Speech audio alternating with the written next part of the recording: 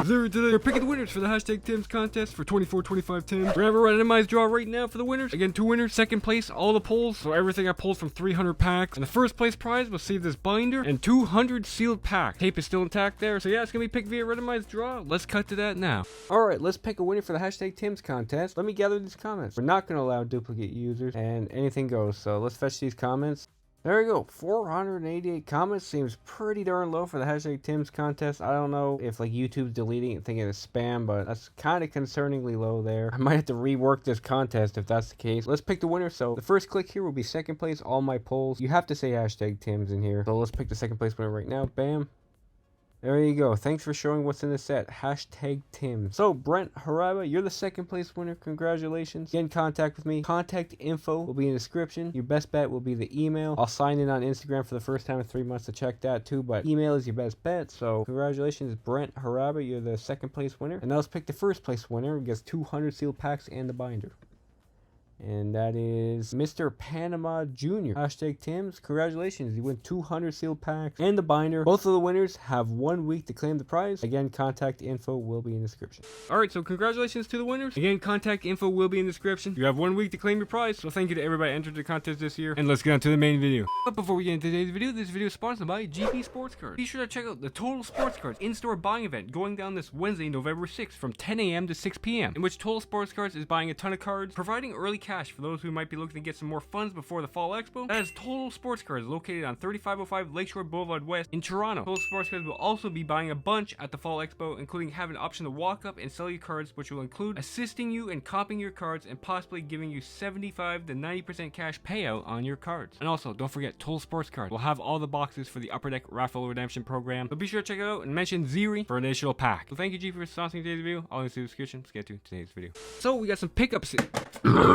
So we got a pickup here, and no, it's not a Connor Bedard Future Watch auto. Some of the sales have been absolutely insane for that. In fact, there's some very intriguing sales, so I'm going to cut to that now and talk about some of these sales, and I'll come back and I'll show what I got here and tell a little story. So there's that. Alright, checking out some of the recent sales for Bedard's Future Watch auto. Seems like the retro, the 13-14 retro FWA has been all over the place. One sold for $6,000 Canadian here, but there's another one that ended in an auction for $2,600. The first proper FWA to sell was $6,000 Canadian. Day after release, we're talking Ovechkin Future Watch auto prices right there. Again, the retros are all over the place. I think it'll probably settle in at like 2,000 to 3,000, but 304 retro, one went for 5,700 there. Again, these are retros. This is not the true rookie. This is just an insert. The whole purpose of the retros is to produce more boxes. I don't know why people don't understand that. That's like the sole reason why these exist, is to produce more boxes. I see no collectability in them because of that. But then you have some of these interesting sales. Best offer accepted for $10,500 November 1st. Then you have that auction that I was paying attention to, ended for 10,000 bucks Canadian, which is 7,100 US, which is ridiculous. And then you have the lesser autos selling for 85, but after that it seems like some more logic has prevailed. Looks like somebody got a retro FWA for a better price there. Then again, another one sold for 57. But I didn't even notice this one here. This one kind of like made me audibly gasp. The black Future Watch auto sold 10,000 bucks US right here, which is an absolute bargain. Considering people want 20 plus for the inscribed, 10,000 what? That's like 14 Canadian, 13 something Canadian. So there you go. Future Watch auto black, 10,000 US. Again, print runs unknown with the gold ink there, but I would suspect it's 8 to 12. Looks like there's some servicing there. It doesn't really matter. These aren't going to gem. Somebody got an absolute bargain there. Probably because of this right here. May not ship to Canada. You're actually just shooting yourself in the foot. If you're selling hockey cards in the States or anywhere else, if you're not shipping to Canada, you're losing money. So yeah, I know it's a pain to ship to Canada, but trust me, it's worth it. There's way more potential buyers for hockey cards in Canada. So apart from that, there's this really cheap $2,700 sale for this Bedard. I actually did look at this one right when it was listed. For whatever reason, the seller didn't list a zoomed in picture of the top left corner there. Obviously, that's the big problem corner with the Future Watches from 23-24. I mean, the auto seems pretty good on there, but where's the picture? Right there. So yeah, guaranteed not a great grade. Little nick in the corner there. So I mean, for 2,700 bucks, I'd buy that for what, a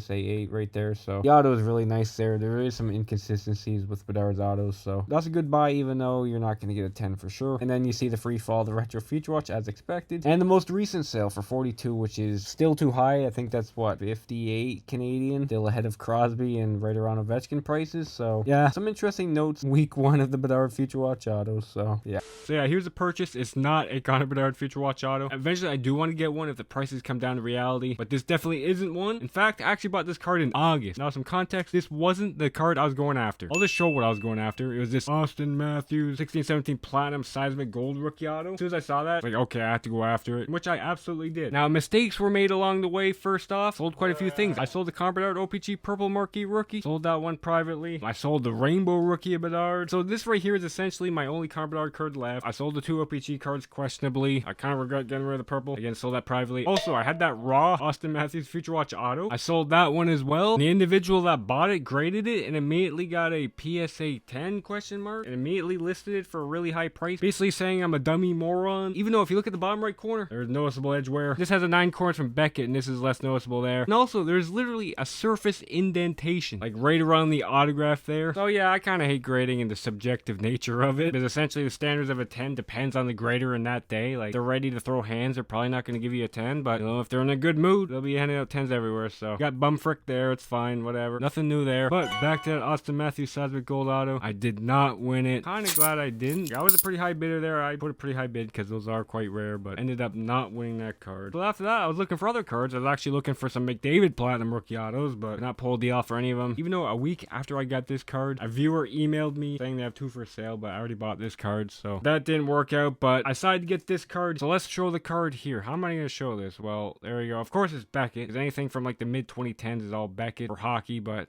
Beckett 10. It's a mint 9 because I can't get the 9.5. I tried getting the 9.5 min gem, but buddy wouldn't budge even on a fair offer. So it is 2015-16 SB Authentic. You can probably tell who that's going to be. It's card number 226, Connor McDavid autograph. So what are the subs on this one? So centering 9, corners 8.5, edges 9, surface 9.5. So averages out to 9, and here it is. There you go. Purchased another Connor McDavid Future Watch auto. This one cost $8,000. Now, I later found out this card was graded like a few months after 2015-16 SB Authentic came out. It was graded in like September 2016. And well, the surface of the slab was completely destroyed. You could hardly see the card. So I did the questionable thing and used headlight cleaner on a slab, and it actually worked. So fortunately, I had this in my glove box. Like, you know what? Let's try it. It actually worked. Picked up a Connor McDavid Future Watch auto. BGS 9 now. There's a reason why I picked this one is the autograph. The autograph's really nice there now. My other McDavid, geez, I have 2 again. Not the first time I've had 2. I've had many of these come and go, but I haven't been overly huge on this one. Now, subs, I don't really care about the subs for BGS. A 9's a 9. This one's 0.5 off 9.5, but yeah, the auto's fine there, but I just like this one. It doesn't have whatever you want to call this little hook right there, so yes, there was other options. I think there's still one up that I was looking at. I think it's at 9,000 or best offer, but the auto is not great. Probably why it hasn't sold. So I opted for the one with the better autograph. Now, in terms of BGS 9 recent sales for the FWA, 8,000 is actually a pretty decent sale. As for the 2 latest BGS 9 sales for McDavid, well, there was one on the Fanatics Collect, went for $7,200 US, which is pretty strong. That's like $10,000 Canadian, and then another one went for $85.25 Canadian on eBay. So yeah, this is a card I constantly keep an eye on. I know the PSA 10 is like a $16,000 to $17,000 card. These fluctuate between like 75 and 85 essentially Canadian. So yeah, McDavid, what is there to say that hasn't been said? Now, yes, Connor McDavid is injured right now. He's gonna be out 2 to 3 weeks. Didn't really have the hottest start. Definitely had a slow start for sure. So I bought McDavid Future Watch auto. The plan for quite some time now was I bought this instead of a case because I do $550 a box. A 16 box case is gonna be like $8,800 for 23-24 SBA. So it kind of makes sense on that front, but eventually I got an inner. So yeah, bought another McDavid FWA. I'm still looking for the platinum models of McDavid. So there's that. Yeah, guys, stay tuned for more breaks to come. Still got 2 more parts of this. So there's that. As always, thanks for watching. I'll see you guys